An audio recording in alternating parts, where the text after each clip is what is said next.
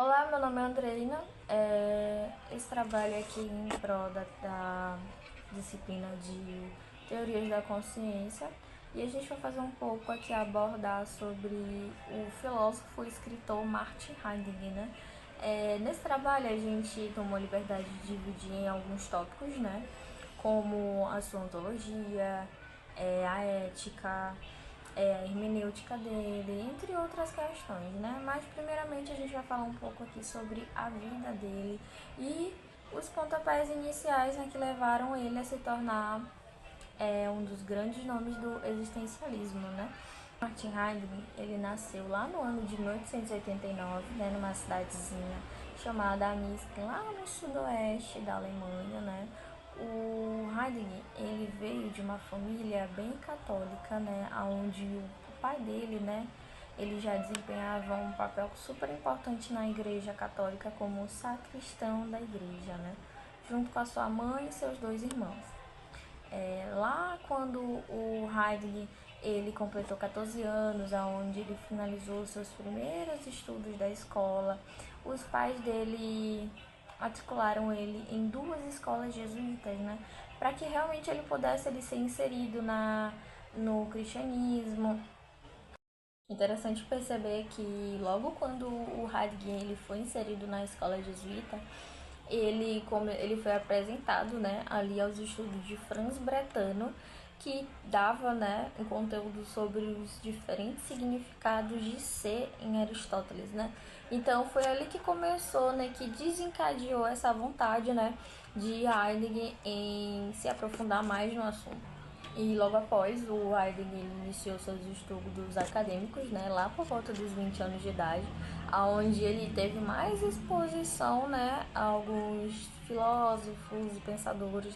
Acaba que entre esses pensadores, filósofos que o Heidegger teve contato, um deles foi o Edmund Husserl, né, aonde puxou muito o interesse do Heidegger em estudar mais sobre, em entender mais sobre questões existencialistas, sobre o ser, né? E por fim, durante um período da vida do Heidegger, né, depois entre idas e vindas e estudos, o Heidegger ele acabou se tornando um assistente do Edmund Husserl, né, apoiando muito das ideias dele, né, e contribuindo ali no seu estudo. Porém, o Heidegger ele também começou a desenvolver suas próprias ideias, né? Ele começou a se distanciar ali um pouco da base teórica do Rousseau, e ele começou a desenvolver suas próprias ideias, né? O que foi fazendo com que ele fosse se tornando um ótimo professor, né?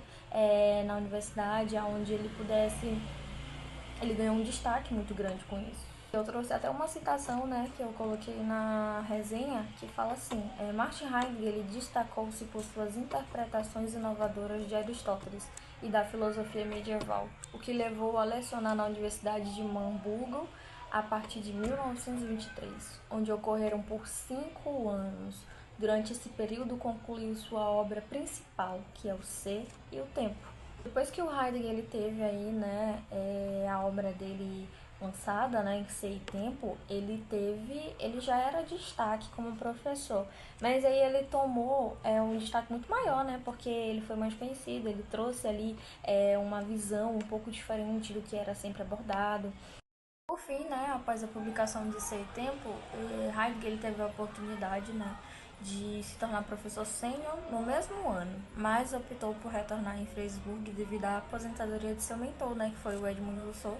E ali Heidegger ele tomou o lugar de Rousseau, né, ele sucedeu todo o histórico de ensino de Rousseau, né, colocando agora em prática o que ele acreditava ser o ser e tempo, né. E assim, apesar das dificuldades que o Heidegger teve, né, que foram muitas, né, envolvendo as polêmicas com o nazismo, com apoio ao Partido Socialista, ainda assim Heidegger ele seguiu, né, seguiu acreditando no que ele dava, no que ele ensinava, né, na sua obra principal sobre existencialismo.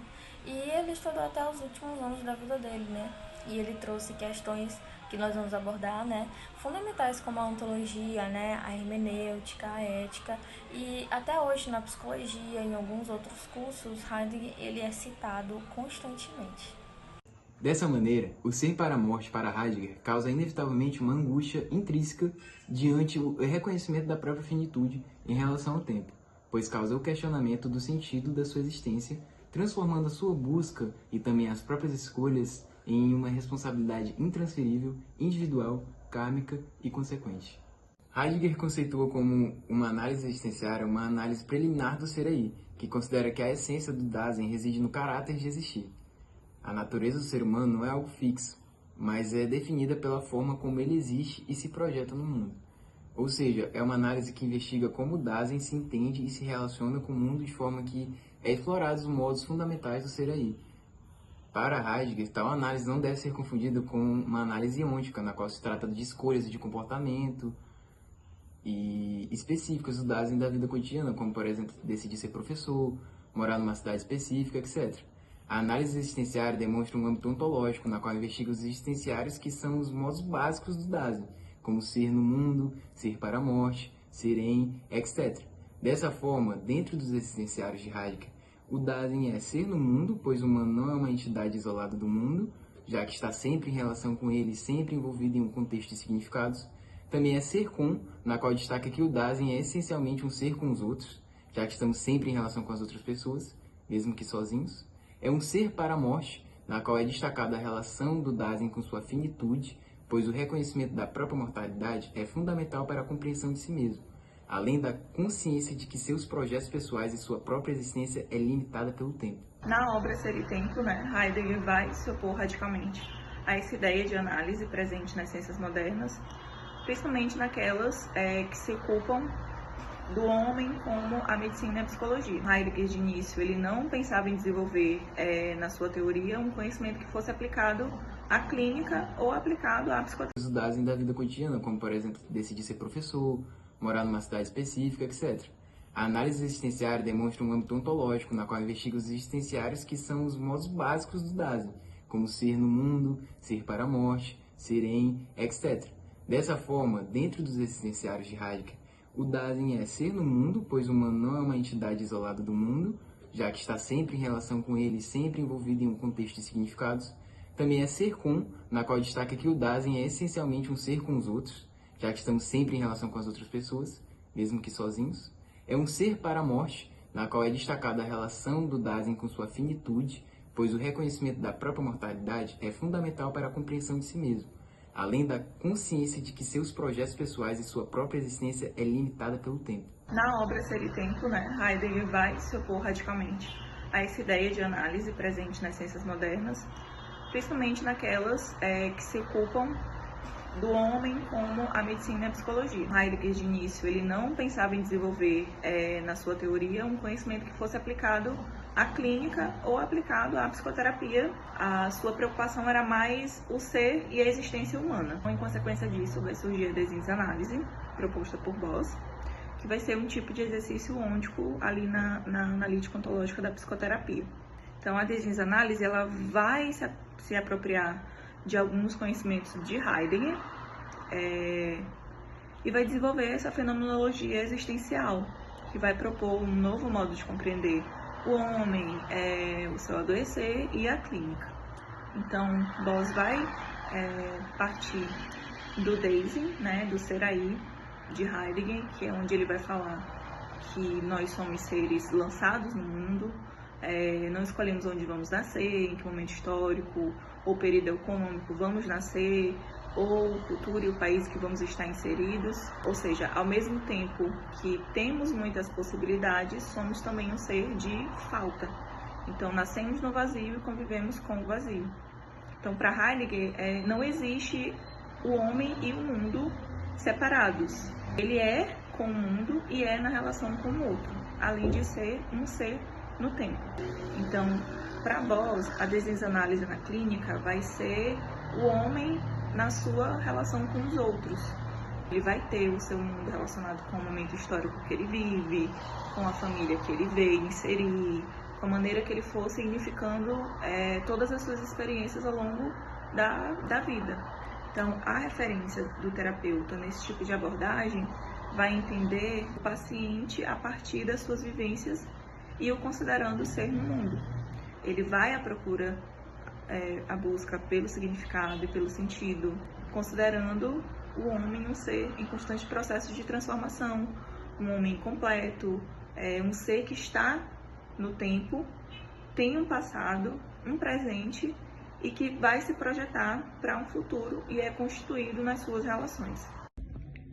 Agora a gente vai falar um pouco sobre a hermenêutica em Heidegger e como que isso se dá, né, na prática clínica da psicologia fenomenológica existencial. Ela se diferencia muito, né, de outras abordagens mais tradicionais. A clínica fenomenológica ela representa uma via de psicoterapia mais concentrada na subjetividade, né, enquanto que existem outras abordagens que se baseiam mais nas ciências naturais, que são abordagens mais positivistas, digamos. Então, dessa forma, Heidegger, através, né, da sua teoria e de alguns conceitos básicos como ser aí, o Deising, o mundo histórico, as técnicas utilizadas, né, que são mais voltadas à subjetividade, né, do que técnicas mais baseadas nas ciências naturais, ela perpassa por questões também relacionadas a essa técnica, né. Dessa forma, a psicoterapia fenomenológica, sobretudo na visão de Heidegger, ela foge de uma relação entre psicoterapeuta e analisando psicoterapeuta e paciente, em que o psicoterapeuta está no lugar de saber a verdade. Ele está muito mais relacionado, ele está muito mais presente com uma função, né, de caminhar junto com o analisando e o paciente numa busca, né, de um sentido, de uma verdade que o paciente que traz, né, que é um percurso que o paciente que percorre.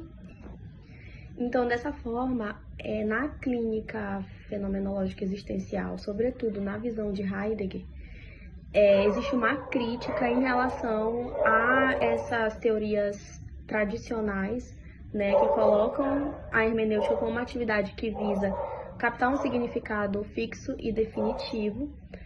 Nessa abordagem é muito mais proposto, né, uma ideia de que o psicoterapeuta ele está ali muito mais para auxiliar o paciente em seu percurso, em sua busca por sua verdade, né? O psicoterapeuta ele não está ali como detentor da verdade, né? Mas sim muito mais para acompanhar o paciente no seu processo, né? Então, para ele a interpretação é um processo dinâmico, fluido, que está sempre em fluxo, né? Conforme o ser humano se engaja, conforme a sua historicidade, né? Em qual contexto histórico ele está inserido, qual o significado que esse contexto tem para a sua vivência, para o seu eu, né? Para o seu ser aí. Então, implica numa abordagem interpretativa, né? Que não busca chegar a uma conclusão definitiva, mas sim permanece aberta à constante revisão e reformulação à medida que novos aspectos não são revelados, né? Então, dessa forma, a hermenêutica de Heidegger, ela não se limita a uma metodologia estática, mas é um convite para a exploração contínua e enriquecedora do ser humano na sua jornada existencial.